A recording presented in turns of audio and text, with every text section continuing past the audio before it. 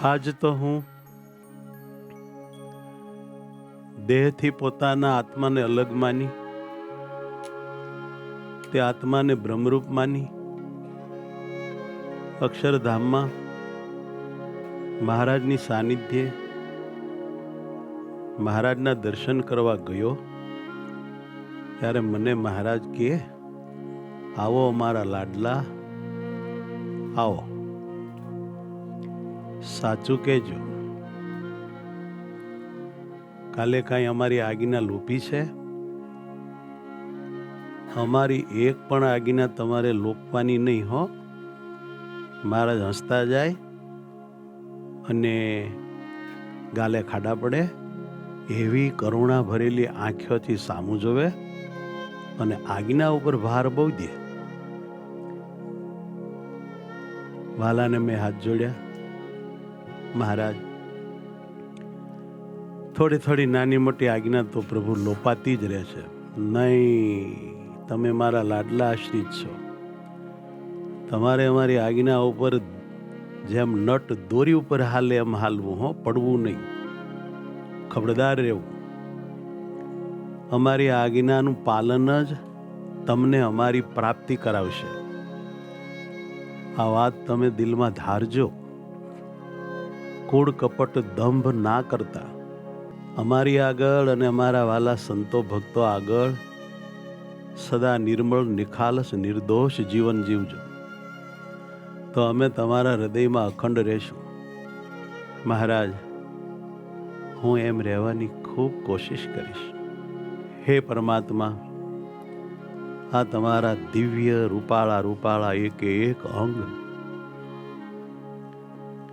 હું મારા હૃદયમાં લખી રાખું, મારા આત્મામાં છાપી રાખું,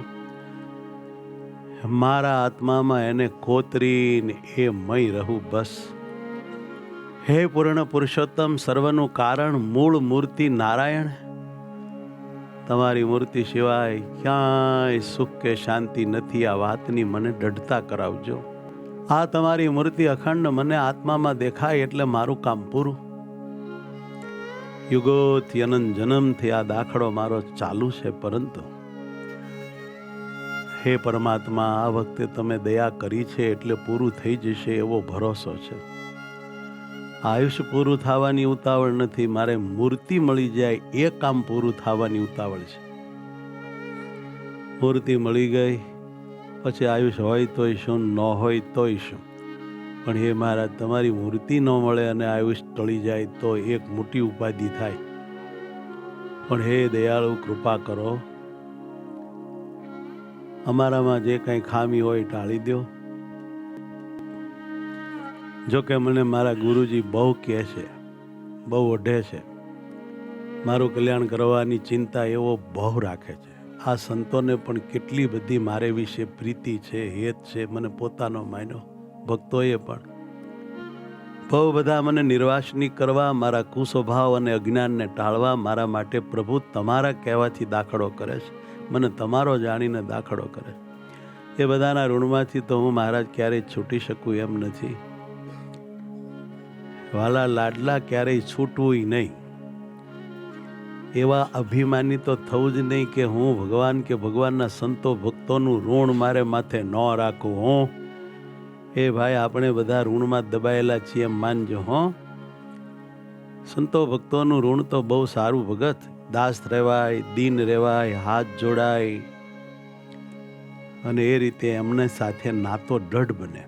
જરૂર વાલા મહારાજ, હું સંતો ભક્તોનું ઋણ મારે માથે રાખીશ, પણ એમની સેવા મને મળે એવું કરજો.